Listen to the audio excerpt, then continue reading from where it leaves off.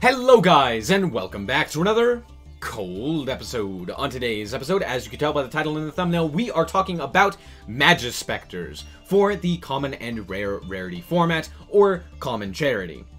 This deck is probably, most definitely, the second best pendulum deck and one of the top tier meta decks in the format. Reason being, two things that each Majespecter does is search out a card on summon, and, well, except for Cat. Cat searches during the end phase. And they are untargetable and non-destructible by your opponent. So, cannot be destroyed by card effects, nor can it be targeted, just like Draglubion, except better. And they search out cards. So, that's good. On top of the fact that they're pendulums. And pendulums are one of the best advantage engines in the lower powered formats. There we go. The reason for this is because you can basically pendulum summon, and sometimes just pendulum summoning out one monster can be enough, right? But being able to pendulum summon potentially two and get the advantage from their summons is absolutely insane. So let's quickly talk about the Majespecter cards. First, we have Cat, which on summon will search out a... not on summon. When it is summoned, will search during the end phase any Majespecter card. Raccoon will search any monster. Crow will search out any spell. Fox will search out any trap. And Toad will set any spell or trap from the deck. So, again, very easy to see a lot of your deck very consistently. On top of that, we are also playing a lot of really solid high and low scales, as well as just really solid pendulum cards at the common and rare slot. We're playing Dragon Pit Magician, just very solid. In 8 scale, very nice. We are playing Timebreaker Magician, again, a low scale, just a nice solid low scale. We're playing another high scale in Xiang Sheng. I'm butchering that, I know. Xiang Magician, another high scale, very nice. We're playing Harmonizing Magician as well, a tuner, absolutely crazy, and a high scale.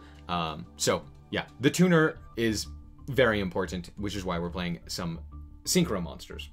We're playing Curtain Rising, the Abyss Actor card, which is basically just a free special summon, and since it's a level 4, it allows us to go into a lot of level 4s, or just, you know, get an extra body onto the field as additional protection.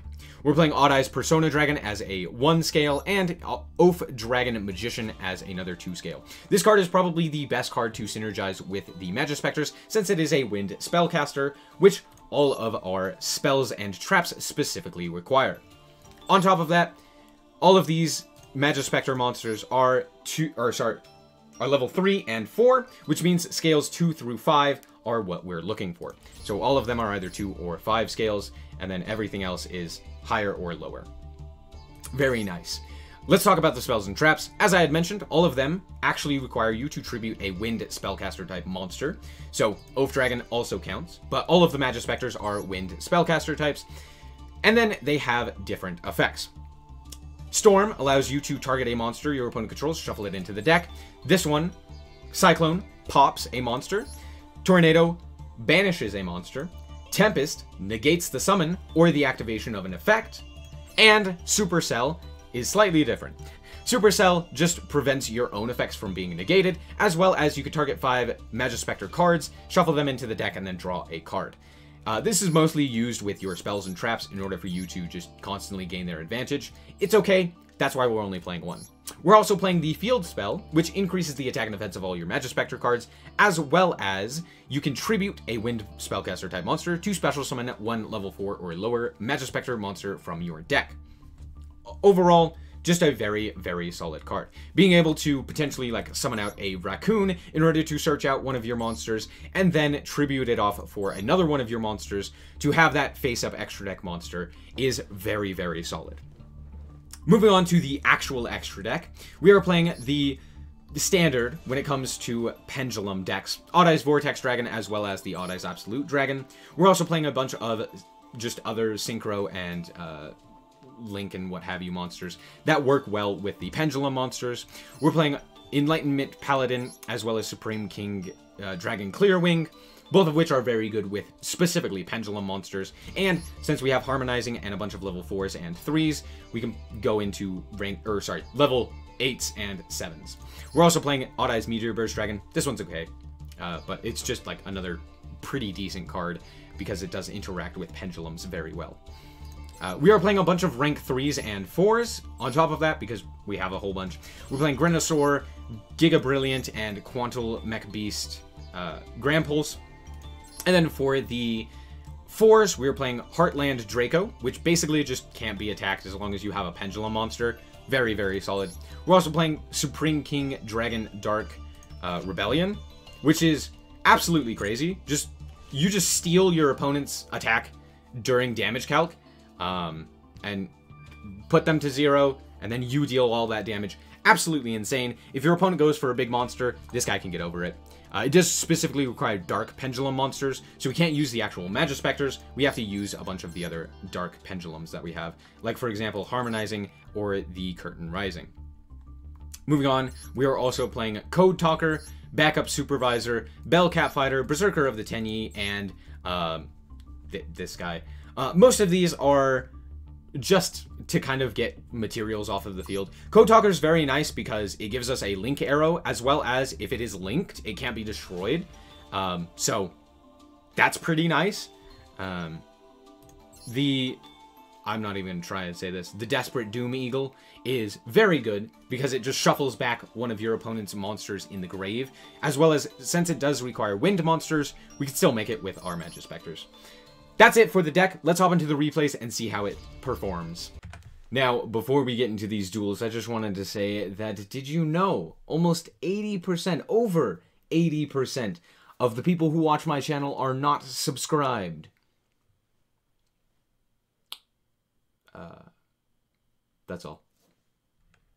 Alright, so here we are in our first duel, and we get to go first. Not the greatest of hands, we only have one Majespecter, but it's not that big of a deal. We're going to normal summon out the Majespecter Fox in order to grab up Supercell. The reason I go for Supercell here is because we already had all the other ones, so I figured we'd go for that. And then I set the Curtain Rising and the Persona Dragon as a 1 in 7 scale. Realistically, I should have just summoned out the Curtain Rising and then summoned the Fox, but I didn't because I'm dumb. But now we have our scale set up, which is also nice. They're going to set a whole bunch of cards, and during the end phase, I'm actually going to tribute off the Fox in order to banish their Marshmallow. Pretty nice. Would not have been happy to deal with that. We actually draw into a Planet Pathfinder, so we're going to Pendulum Summon it out, as well as Pendulum Summoning out the Fox. They're going to activate their Solemn Wishes. Interesting. And then they're going to activate Gravity Bind, and I realize, we're going to have to deal with this. Too bad Gravity Bind is terrible, because it does specifically say level 4, which means we can get around it with ranks as well as with link monsters. So any XZs as well as any link monsters can easily get around this. So I'm going to go into the Heartland Draco here and just attack in, and then I realize, oh yeah, all of my traps are now off because I don't actually have a Fox on the field. Kind of dumb. Realistically, what I should have done is tributed off the Planet Pathfinder in order to get ourselves the field spell, and then tribute off the QB for a level 3 or something like that, and then just attacked under that way, which would turn on all of our traps. Not that big of a deal though, because this guy cannot be targeted for attacks. So there's that. However, they go Mask of the Accursed, and now I realize, this kind of sucks. However, we do draw into Majesty's Pegasus, which doesn't do anything. So we're just going to pass on that. We do activate it, which was kind of dumb, but it's fine. We're going to burn for 500, feels bad. And then they are going to set another card and pass. I can't really attack, so there's no point in doing anything. We do draw into Oath Dragon Magician, which allows us to special summon it. And then we can tribute it off in order to special summon out our Raccoon. Raccoon is then going to search out the Cat, and then we are going to normal summon Cat. Cat is going to search during the end phase, which is very nice. We're going to banish their Morphing Jar number 2, which is, again, very nice. We're going to attack in with the Raccoon since it's a level 3, and get in as much damage as we can, and then search out during the end phase our Raccoon. They're going to activate their Solemn Wishes, they're going to activate their Mask of the Accursed, and yeah. Then they are going to activate Nightmare's Steel Cage. This card just says, you can't attack for 2 turns, which kind of sucks, but not a whole lot that I can do about that. I am going to link off my monsters here into Code Talker. Reason being is because, I mean, it's not really doing anything on the field. So, yeah, there's that. Then I'm going to Pendulum for 3. We're going to get all of our effects. We're going to get the QB, and then we are going to get Raccoon, and then they are going to Floodgate us. Which I'm like, wow, that was a really good Floodgate. So, yeah, I guess there's that. So all of our monsters get flipped right there, face down. We're going to search out the cat, and then we are going to search out the tornado. Tornado is just very good, banishing monsters. So yeah, there's our 3rd tornado. We're going to activate the cat here, which we summoned off of tributing our monster with Majesty's Pegasus. We're going to go into the Grand Pulse, and then pop their card that's preventing us from attacking, and attack in for 3,600. Not a lot, but at least it's something. We're going to search out Storm here with the cat during the end phase. They're going to activate Solemn Wishes again. This Gravity Bind hasn't really done a whole lot for them, specifically against this deck, which is kind of funny. They are going to, once again, Mask of the Accursed and then Steel Cage here. We're going to Tribute during the end phase to get rid of this Marshmallow, because, of course, it's something like that. They're stalling. That's their whole plan. We're going to just pop their Steel Cage Nightmare once again, and then we are going to Tribute off the Oath Dragon in order to special summon out Frog. Frog is going to set our Quick Play spell, and then we are going to Pendulum for 1, and we actually could have Pendulum summoned out another one, but they surrender, realizing they can't really do much. Alright, here we are once again going first, and this hand is very similar to the last one. However, we did start with Raccoon, so we're going to Raccoon and search for the Toad, and then we are going to scale up the Persona as well as the Crow, and then we are going to pend out the Toad. Toad is going to set ourselves the Tornado, and then we're going to set another one in the Cyclone and pass. Now remember, these can't be targeted nor destroyed, so there's that. And you'll see that it comes up. So, I can't actually do anything against this Crow, so we're just kind of staring at each other. The Crow is actually smaller than the 2 that I currently have, so I can actually just go battle here and attack if I wanted to, but I'm actually going to link off into Code Talker. And then we are going to go and Pendulum summon out the Raccoon. Raccoon is going to search and add the cat. Then we will normal summon the cat. Cat will search during the end phase. We'll just go battle here. I feel like I'm getting more damage if I do this, instead of going into something like Grand Pulse. I didn't do the math, but I genuinely think that it's probably better just to not go into Grand Pulse, since I can keep all of my spells and traps live. And since we did have the counter trap in our hand, it is nice that we can do this. I'm going to negate the Crow by tributing off the cat. That's also why I kept the cat, because, you know, I needed something to tribute. So we're going to negate the Yada, and then they have 4 set back row, which I don't know how much that's going to do, but sure. We're going to add, or we're going to Pendulum summon out the Yada, and then we are going to add the Cyclone. I forget which one I added. But yeah. Sorry. Hold on. Real quick. We added, I believe, Cyclone or Storm, one of the 2. But then we went to battle, we attacked in with Raccoon, they activated their Forbidden Chalice, which means that now I can actually target this guy. So I'm going to activate my own Majespecter Cyclone, we're going to tribute off the Crow in order to pop their Yada. They are then going to activate their own Cyclone in order to try and pop our monster. However, notably, Code Talker, while it is linked to another monster, cannot be destroyed by battle or card effect. So there's that. So we're just going to get a free attack in here, and then we are going to attack for another 18. So at this point, we are well in control of this game. We still have the 2 set cards, as well as Majespecter Raccoon, which is definitely better. They set 3 and then pass. I don't know what those 3 set cards are, but it's probably not much. I'm going to normal summon the Curtain, and then just attack in for lethal.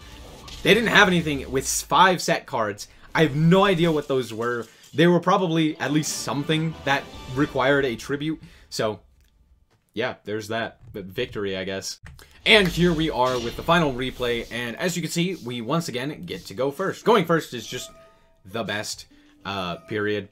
So I'm actually going to scale up real quick. And then I'm going to special summon out the Curtain. And then I'm going to normal summon the cat and search during the end phase. We also have Tornado and Tempest. So we're going to search out the Raccoon, just because we want as many Majespecter monsters as we can get. They are actually playing Orchist, which is actually very scary. Orchist is probably underrated in this format. There's a lot of cards, specifically World Legacy Survivor, that you can play that really make this deck go round. So they actually reveal a lot of really powerful cards here. So they reveal 2 Orchist Brass Bombards, which special summon Orchist cards from the hand, as well as the 1 Orchist Harp Horror. So I do need to keep that in mind. Harp Horror needs to just not activate. So, yeah, there's that. They add their guard dragon to the hand as well. So they're going to send everything else to the grave. They're going to activate their Harp Horror, and I'm just going to immediately negate that and say, no, no, no, please don't do that. So I'm going to negate by tributing the cat, negate the effect, and then, yeah, proceed from there. You might be wondering why I put the curtain in defense position, and in all honesty, yeah, I don't know. I just did.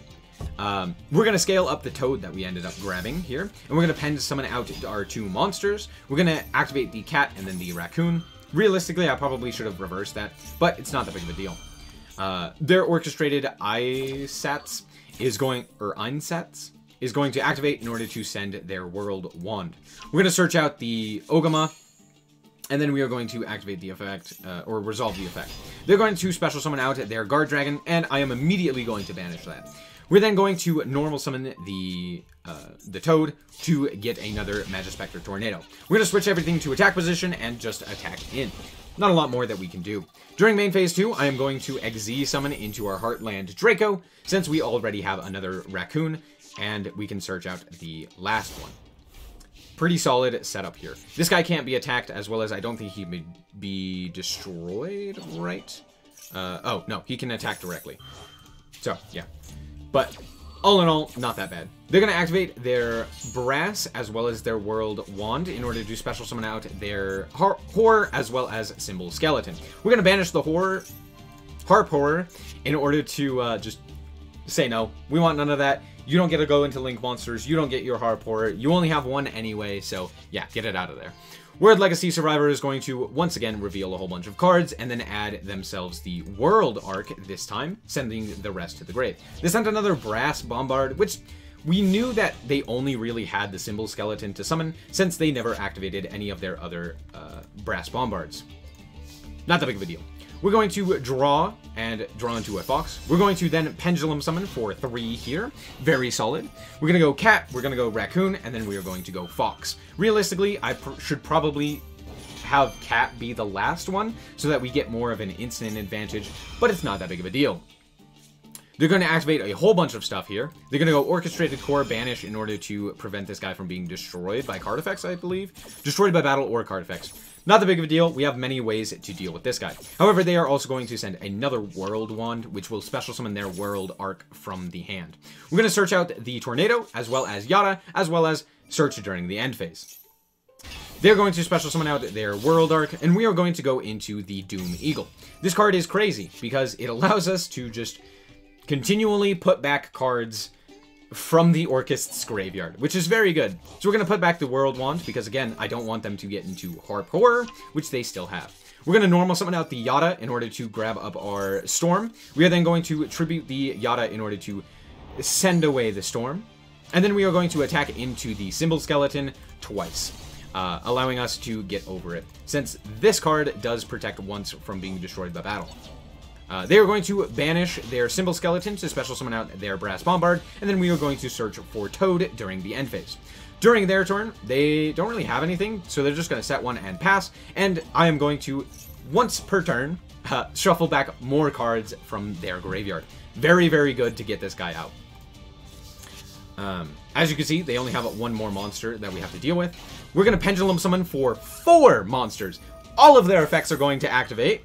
We're going to search during the end phase. We're going to search out a monster. We're going to set directly. And then we're going to search out a trap. This is why pendulums are absolutely insane. Just this advantage that is constantly happening is the problem, or like is how problematic they are. They're going to activate their orchestrated card, their continuous spell, and I'm just going to chain to that because it's funny and shuffle back their monster, since at this point I'm pretty sure I can just deal with this Bombard very effectively. So we're going to set a, we're going to set a Cyclone, we're going to search out a Yada, we're going to search out a Tempest, and we will search during the end phase. We're then going to go for a Gram Pulse here to deal with that back row that we don't know about. They're going to actually banish their own monster to prevent this guy from being, like, destroyed or something like that. Oh no, gains attack by sending a monster. So we're just going to banish that guy because I'm like, I don't really want to deal with it.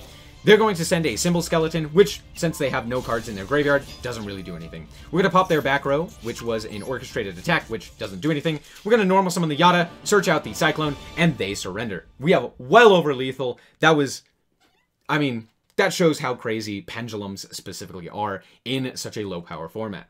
So all in all, how does this deck feel? Honestly, it's pretty fun, but I'm not the biggest fan of it. It seems very slow, and it's mostly about controlling the game with like small monsters and just constantly poking your opponent.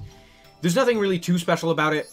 There's a lot of like specifically monster destructions or monster card interaction, but there's not much to do with like spells and traps. Granted, with the fact that they can't be targeted nor destroyed, it is very difficult to actually deal with a lot of these cards.